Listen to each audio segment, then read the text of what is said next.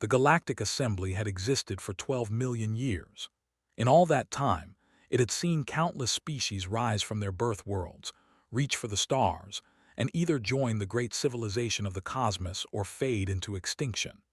The Assembly was ruled by 7 emperor species, beings so ancient and so powerful that they had long ago conquered the one enemy that defeated all others, death itself.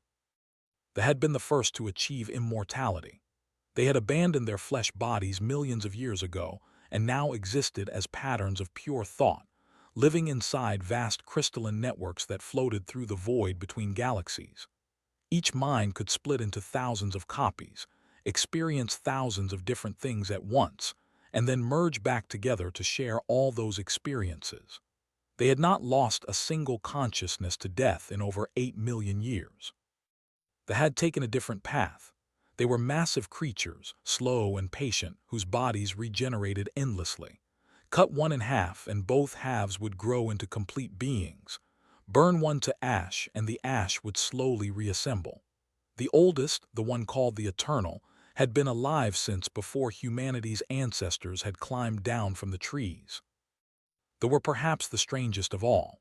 They existed as consciousness that could be uploaded into any synthetic shell. When one body wore out or was destroyed, they simply downloaded into another. They had millions of backup copies stored across 1,000 worlds.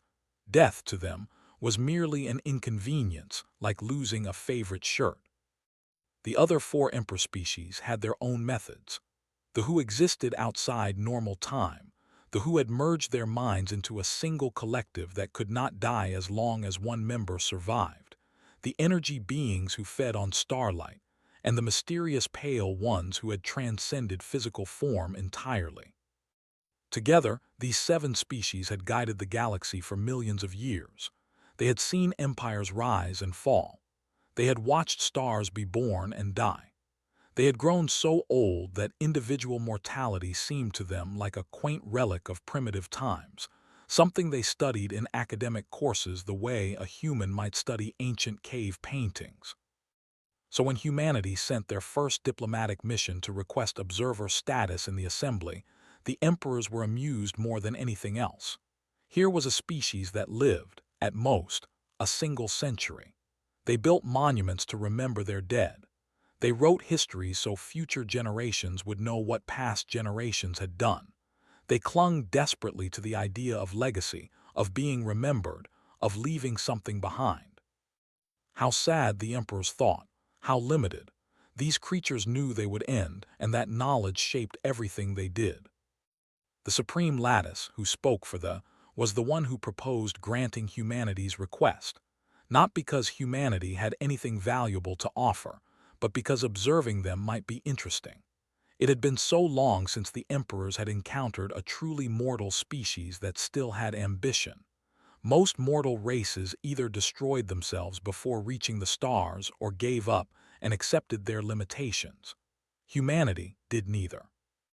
They kept pushing forward, kept building, kept dreaming, even though they knew they would die.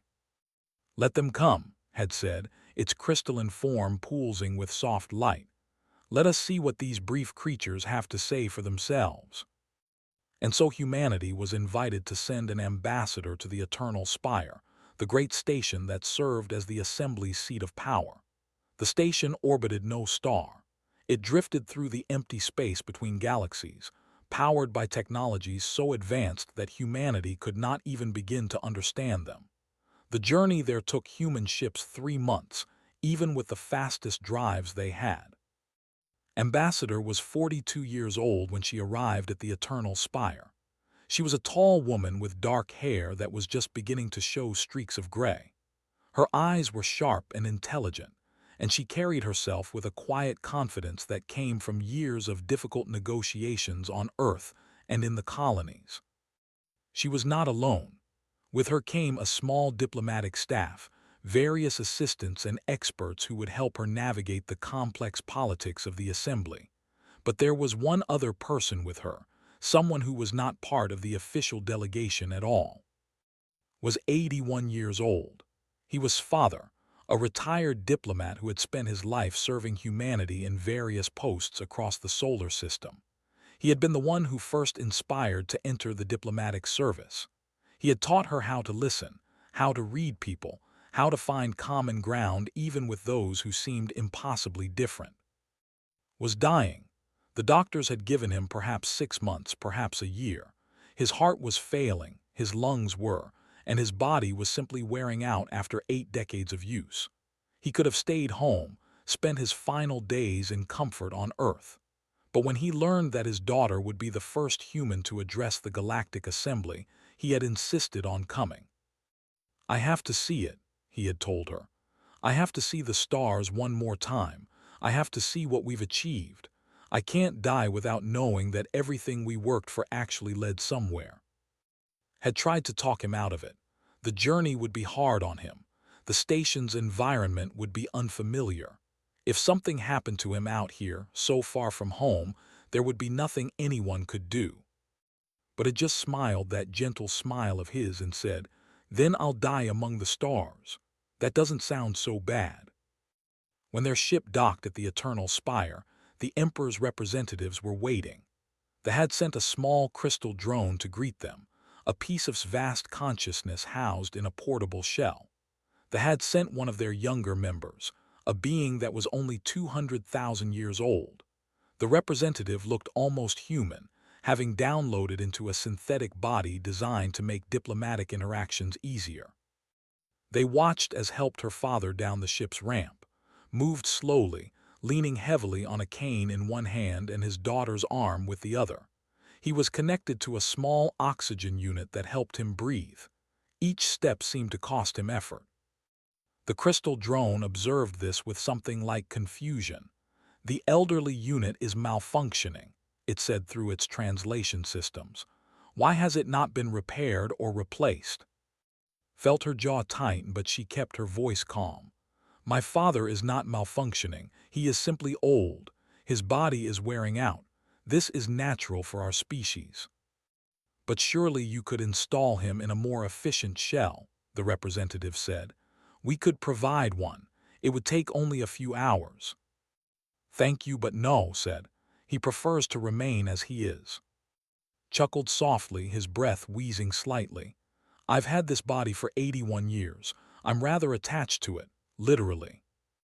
The representatives exchanged looks that might have indicated confusion, though it was hard to tell with beings so different from humans. The first days on the station went about as had expected. The assembly was interested in humanity primarily as a curiosity. The emperors asked questions about human society, human technology, human history. They seemed particularly fascinated by the concept of death. "You know from birth that you will die," the representative said during one session. "How do you accomplish anything? How do you find the motivation to build or create when you know it will all be taken from you?" Thought carefully before answering. "Maybe that's exactly why we build and create. Because we know our time is limited, we want to make the most of it. We want to leave something behind that will outlast us." "But you will not be there to see it," the crystal pointed out. "Once you are dead, you are simply gone. What does it matter to you what happens after?" "It matters," said simply. "I can't explain why, but it does." The emperors processed this response and found it unsatisfying. They could not understand why a being would care about events it would never experience. They could not grasp why the future would matter to someone who would not be there to see it. They watched help her father to his quarters each evening. They observed how she adjusted his oxygen, brought him food, sat with him when he was too tired to move. They noted how much time and resources she devoted to maintaining a unit that was clearly approaching termination. Such inefficiency, they thought. Such waste. The old human would be dead soon regardless. Why not simply let him fade and focus on more productive activities? They did not understand. They had forgotten what it meant to be mortal. They had forgotten what it meant to love something that could be lost. They were about to be reminded. The observation gallery on the Eternal Spire was one of the most beautiful places in the known universe. It was a vast chamber with walls made of perfectly transparent material, allowing viewers to look out at the endless black of intergalactic space. From here, one could see entire galaxies as distant smudges of light, each containing hundreds of billions of stars, countless worlds, unimaginable spans of time and space. Loved to sit here. Each day, while his daughter attended sessions with the assembly, he would make his slow way to the gallery and spend hours just looking out at the view.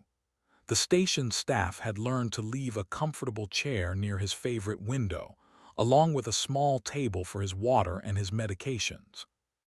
He was sitting there on the 9th day of their visit when he started to feel strange. His chest tightened. His left arm began to ache. He tried to call out, but his voice came out as a whisper. The station's automated systems detected his elevated heart rate and distress signals and immediately summoned help. Was in the middle of presenting humanity's trade proposals when she received the alert on her personal device. She stopped speaking mid-sentence, her face going pale. "I'm sorry," she said. "I have to go, my father." She ran. She ran through the station's winding corridors, past startled alien beings and confused service drones, her diplomatic shoes clicking against the strange material of the floor. She ran until her lungs burned and her legs ached, and then she ran faster. When she reached the observation gallery, she found her father on the floor beside his chair. Medical drones hovered around him, their sensors scanning his failing body. Several of the Emperor representatives had arrived as well, drawn by curiosity about this unusual event. Dropped to her knees beside her father and took his hand. "Dad, Dad, I'm here." His eyes fluttered open. He was conscious, but barely. His skin was gray, and each breath came with a terrible rattling sound. The crystal drone moved closer. "We have detected a critical failure in the human unit's cardiovascular system," it announced. "However, we can preserve the consciousness. We offer to transfer it to a temporary matrix until a permanent solution can be arranged. This is standard procedure for any being of value." Did not look at the drone. Her eyes stayed fixed on her father's face. "No." "Perhaps the human did not understand," the representative said. "We are offering to save him. His mind can be extracted and preserved indefinitely. He does not have to end." "He doesn't want that," said. Her voice was calm, but something in it made several of the alien observers back away slightly. "He made me promise years ago, no preservation, no uploading. When it was time, he wanted to go." "Go where?" the representative asked, genuinely confused. Holmes said, "To my mother."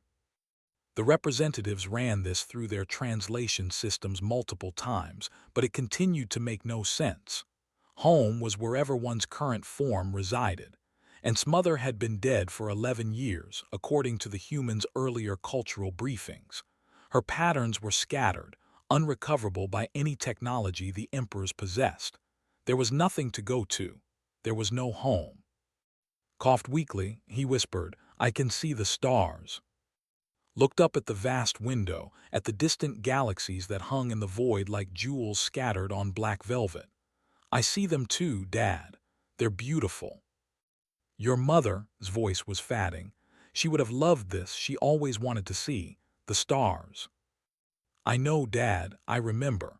You used to take us out to the lake, remember, away from the city lights, and Mom would point out all the constellations." Orion breathed. Her favorite was Orion. "The hunter, yes." Tears were streaming down his face now, falling freely onto her father's chest. "She said she liked his belt. 3 stars in a row, easy to find." The Emperor representatives watched this exchange with growing confusion. The human female was leaking fluid from her eyes. Her body was shaking. Strange sounds were coming from her throat. Their translation systems labeled these phenomena as crying and grief, but the labels did not help them understand what they were seeing. Was talking now, a stream of words that seemed to pour out of her without stopping. She talked about fishing trips when she was young, about the time her father taught her to ride a bicycle, about arguments they had when she was a teenager, about the moment he walked her down the aisle at her wedding, about all the small moments and big moments that made up a life shared between two people. "I'm sorry I couldn't come home more often," she said, her voice breaking. "I'm sorry I was always working. I should have called more. I should have visited more. I kept thinking there would be more time." His hand tightened slightly on hers.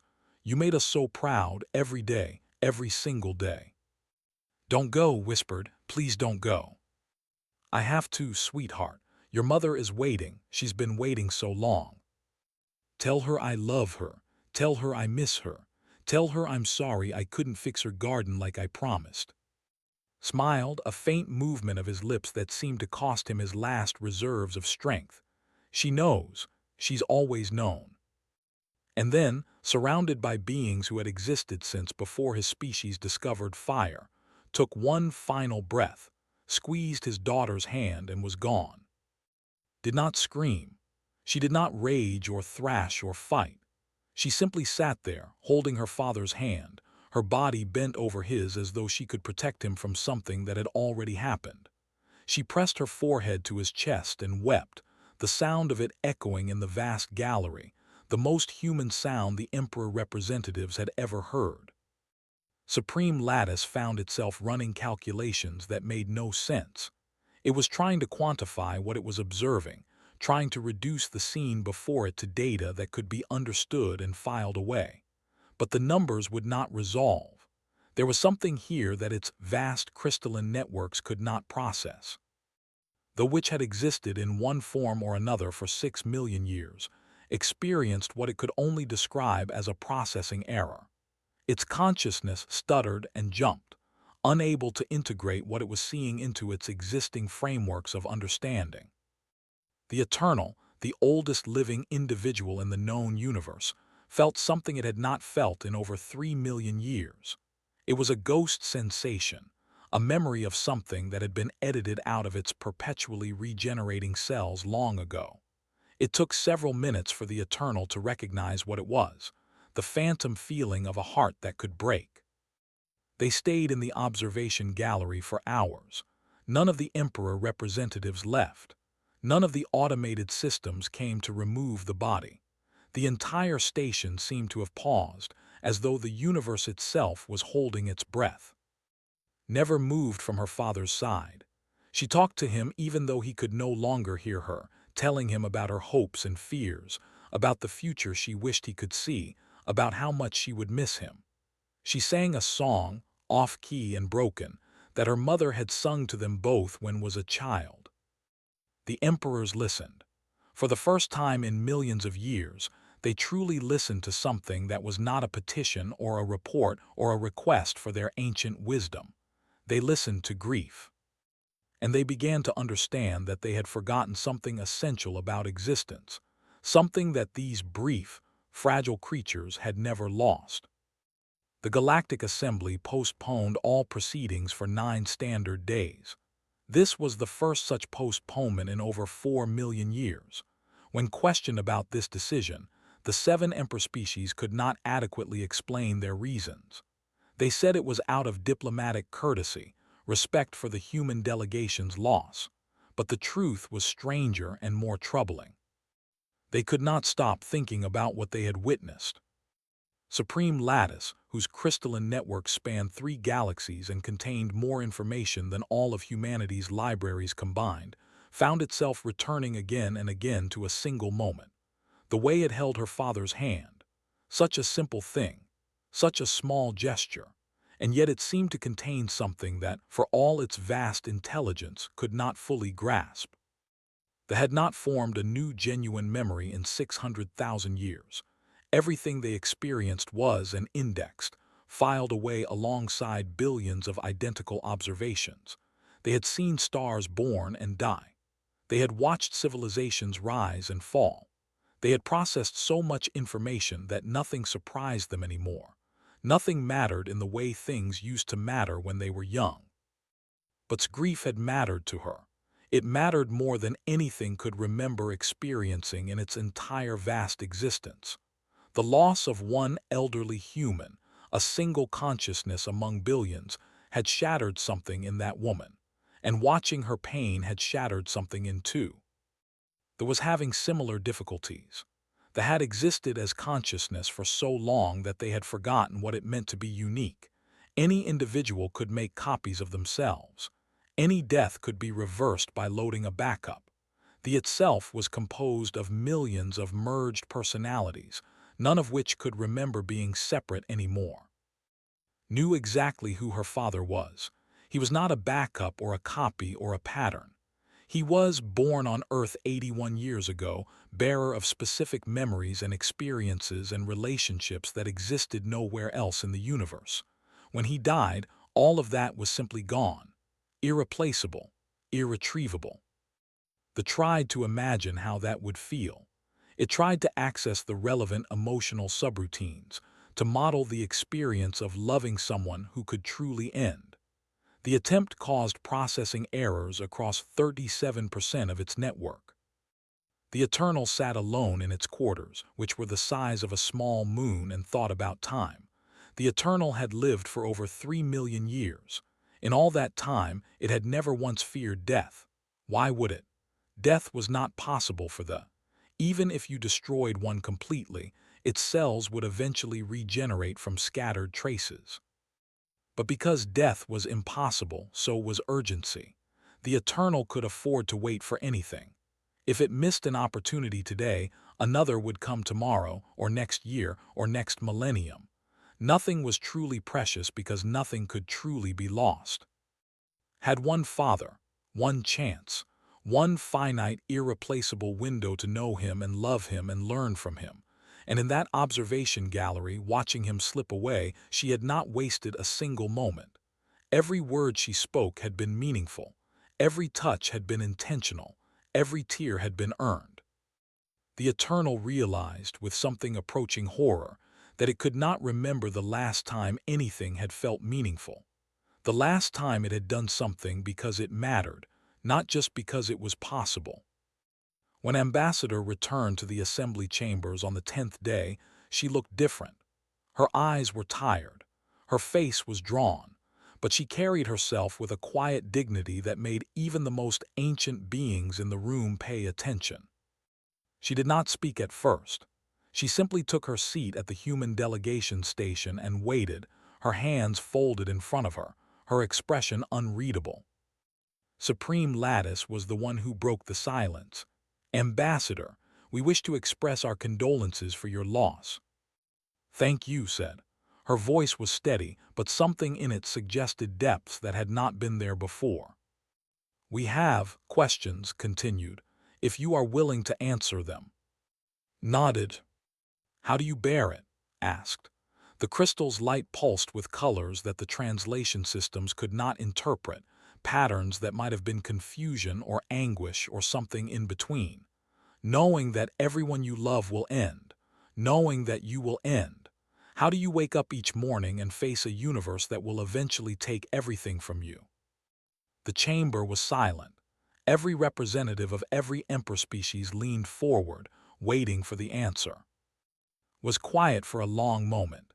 When she spoke, her words were measured, careful, as though she was giving voice to something she had only recently understood herself.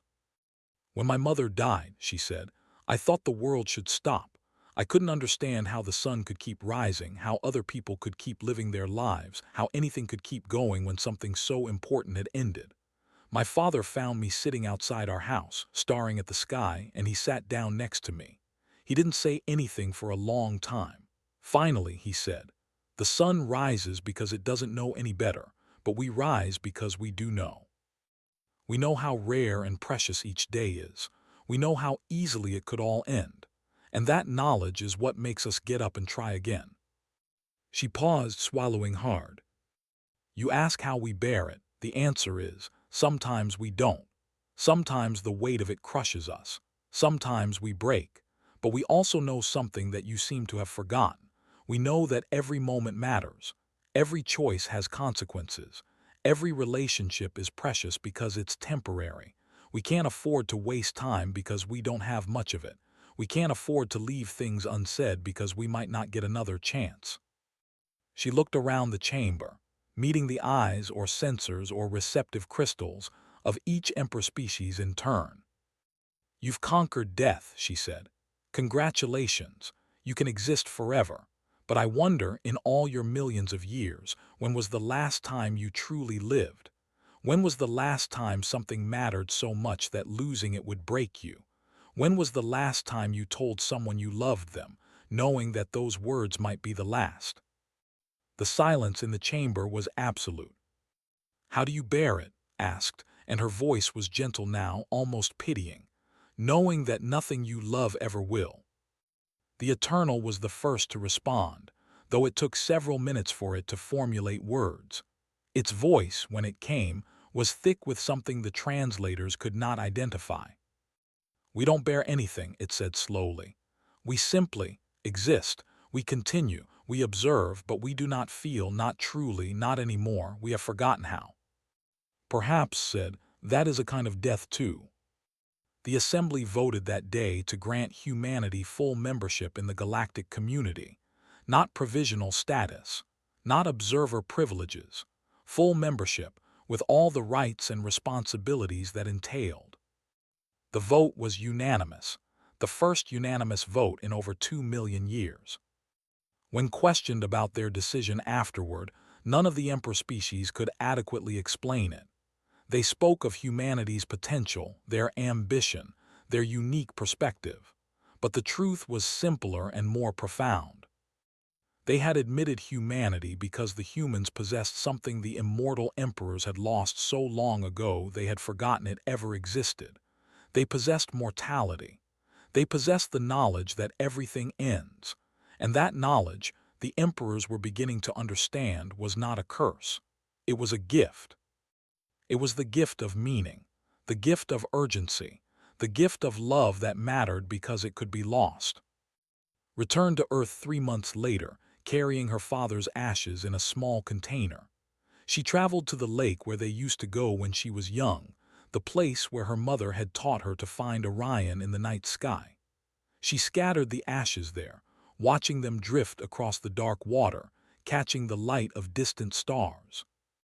And across the galaxy, ancient beings who had forgotten how to feel began, slowly and painfully, to remember. They started a new project, recording not just information but experiences, memories that mattered, moments that changed things. They called it the Archive of Meaning, and it was the first new thing they had created in 500,000 years. They stopped making backups for a day, just one day, just to see what it felt like to exist without a safety net. Most of them found it terrifying. A few found it exhilarating. All of them found it profound. The Eternal reached out to a being it had not spoken to in 800,000 years, an old friend, if that word meant anything anymore. "I've been thinking about you," the Eternal said, words it had never said before in its 3 million-year existence. "I wanted you to know." And somewhere, in the vast and ancient halls of the Eternal Spire, a small memorial was erected. It was nothing compared to the monuments that celebrated the emperor species' achievements. Just a simple plaque made of metal that would tarnish and decay over the centuries. It read, "Born on Earth, died among the stars. He lived every moment as though it mattered." It did. The immortal beings who passed by that plaque often stopped to read it. Many of them found themselves confused by the strange sensation it evoked, a tightness in whatever passed for their chests, a pressure behind whatever passed for their eyes. They were learning to grieve. They were learning to feel loss. They were learning, after millions of years, what it meant to be truly alive. And they had humanity to thank for teaching them.